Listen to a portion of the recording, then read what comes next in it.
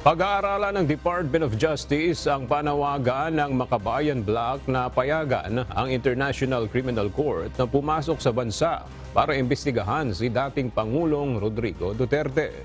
Nagugat ang panawagan ng Makabayan Bloc matapos na ihayag ni dating Pangulong Duterte sa isang TV interview ang umano'y paggamit nito ng confidential funds para pondohan ang kontrobersyal na war on drugs sa panahon ng kaniyang termino.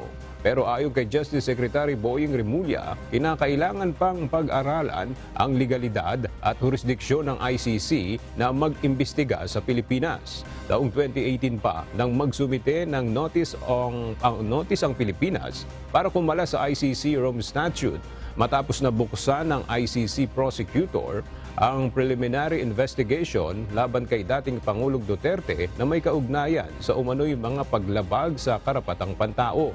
Naging opisyal naman ang withdrawal ng Pilipinas sa ICC taong 2019.